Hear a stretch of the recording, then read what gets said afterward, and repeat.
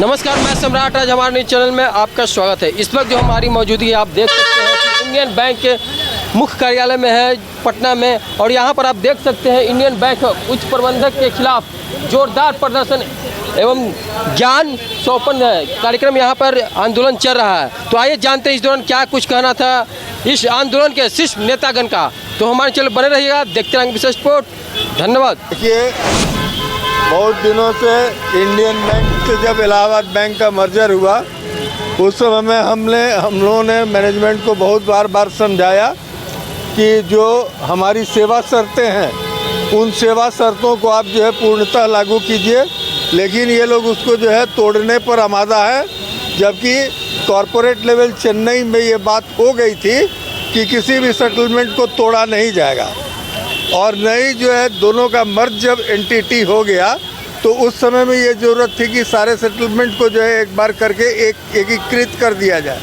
ये बात कहते हुए आज जो है आपका 22 से लेकर हम आज 25 में बैठे हुए हैं। 3 साल से इस बैंक के कान पर जू नहीं रेंगा है, जिसके कारण कि हम लोगों को आज जो है संघर्ष पथ पर उतरना पड़ा है, जिसमें 25 तारीख का हड़ताल भी समय है का भी कॉल है। और हम लोग जो है उस दिन बैंक पूरा बंद रखेंगे अगर नहीं मैनेजमेंट अपनी हठधर्मिता नहीं छोड़ती है तो। इसके अतिरिक्त हम तुरंत डिमांड करते हैं कि जितने भी हमारे टेम्पोररी स्टाफ भाई जो 7-8 साल से लगातार नौकरी कर रहे हैं उनको बोनस नहीं मिल रहा है, जबकि बोनस एक्ट 1961 के तहत इनको बोनस दे है, सरकारी आदेश के रूप में दे है। इसमें भेदभाव किया जा रहा है। इसका हम तीव्र प्रतिरोध करते हैं और प्रबंधन से मांग करते हैं कि वो तुरंत जो है दे, अन्यथा हमको जो है लीगल कार्रवाई भी करेंगे और हम सांगठनिक कार्रवाई भी करेंगे। जितने भी जो है आपके हमारे टेम्पोररी एम्प्लॉय हैं उनको जो है बैंक में भर्ती देना होगा। प्रमोशन एक साधारण तौर पर होता है, ऑफिसर का प्रमोशन हर साल होता है, लेकिन यहाँ सब स्टाफ से प्रमोशन क्लर्क कैडर में जो है इतने दिनों से मर्जर होने के बाद से लंबित है, जबकि उसके पहले प्रतिवर्ष हुआ करता था मर्ज एंटिटी के पहले। इसके अतिरिक्त अगर आप देखिए कि आपको सब स्टाफ से जो है सब स्टाफ के विभिन्न कैडर में जो है प्रमोशंस होते थे। हमारा जो द्विपक्षीय समझौता वार्ता है जो आपको इंडस्ट्रियल डिस्प्यूट एक्ट 1947 और इंडस्ट्रियल सेंट्रल डिस्प्यूट रूल्स 1948 के अंतर्गत आता है, उसमें जो समझौता किया गया उसमें हेड कैशियर का जो है नाम ही उड़ा दिया गया, उसका डेजिग्नेशन जो है बदल दिया गया, दिया ही नहीं है, और उसको स्पेशल पे जो मिलना चाहिए उसको वो भी नहीं मिलता है इससे। आप देखिए, अब कभी भी आप लोग तो बैंक में जाते होंगे, आप देखते होंगे कि हर स्तर पर जो है स्टाफ कम किए जा रहे हैं, जिसके कारण हम लोग ग्राहकों को जितनी सुविधा है उतना तो जितना होता है हम लोग मर कर भी देते हैं। बावजूद प्रबंधन के कान पर जू नहीं रेंगती है कि सोचे हम रिक्रूटमेंट दें या सब स्टाफ से प्रमोशन करें। इसके अलावा आपका जो है जितना भी आपको मान लीजिए कोई कार्यरत एम्प्लॉय का जो है देहांत अचानक हो जाता है तो वैसे समय में तो जो कंपैशनेट अपॉइंटमेंट का प्रोविज़न है, मैंने आपको माने कि उसके किसी जो है परिवार के सदस्य को नौकरी दिया जाता है, वो भी जो है बैंक बंद किए हुए है, जिसको त्वरित चालू करना पड़ेगा।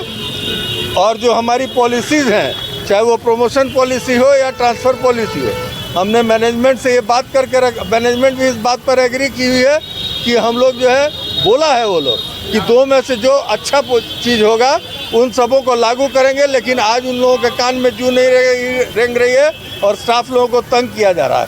इसलिए 25 तारीख तक अगर बात हमारी नहीं मानी गई तो हम हड़ताल पर निश्चित रूप से जाएंगे। और जो मिनिमम वेजेस एक्ट सरकार के द्वारा है वो भी जो है किसी एम्प्लॉय को ठेके पर रख कर किया जा रहा है, और ठेकेदारी प्रथा इनको बंद करनी होगी।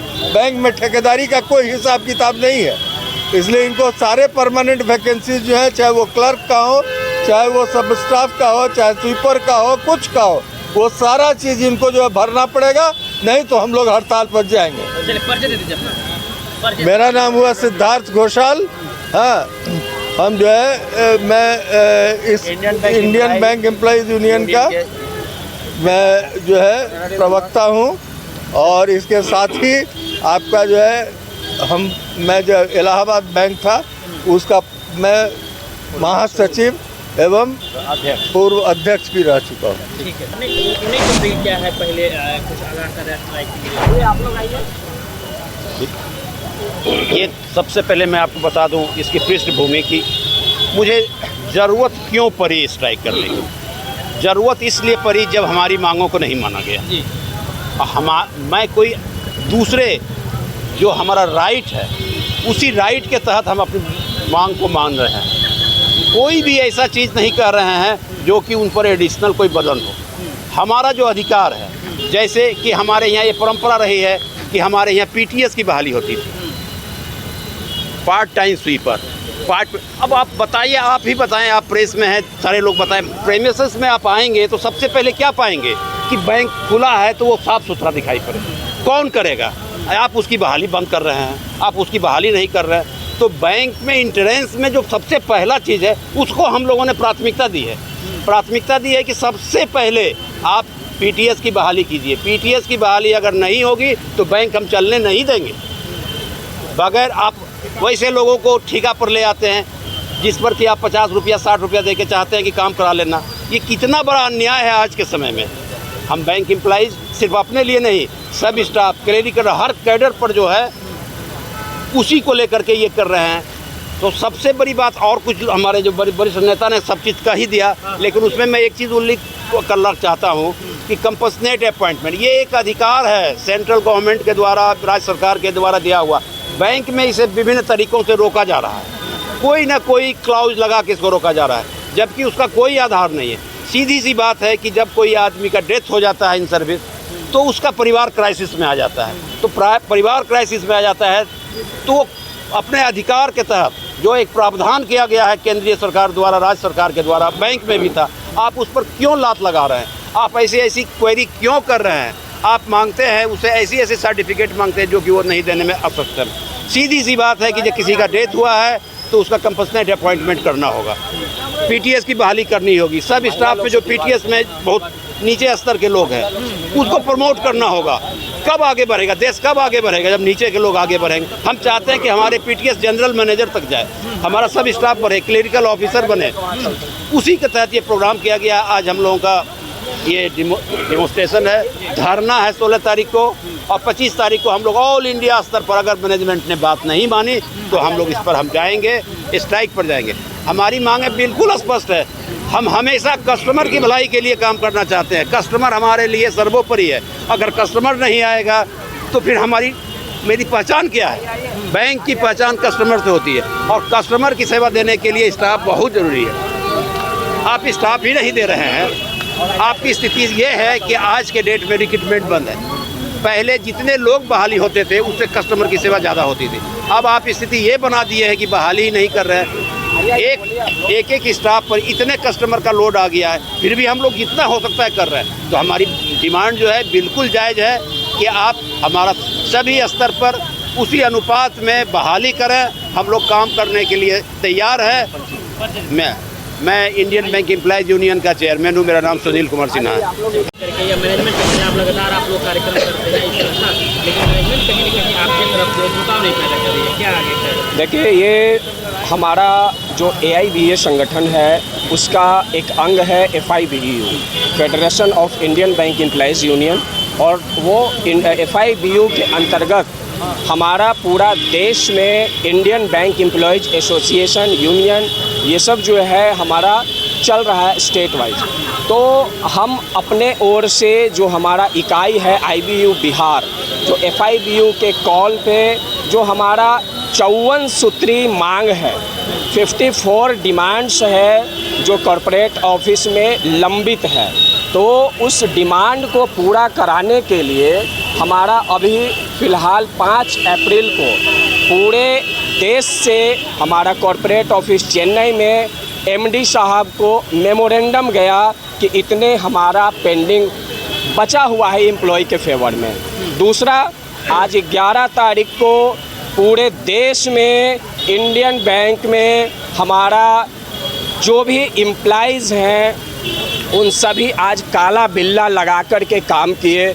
उसके साथ आज पूरे देश में जितने भी इंडियन बैंक में मंडलीय कार्यालय हैं, एफजीएम कार्यालय है, वहाँ पे आज प्रदर्शन हो रहा है। विभिन्न राज्यों में पूरे देश में ये कार्यक्रम चल रहा है।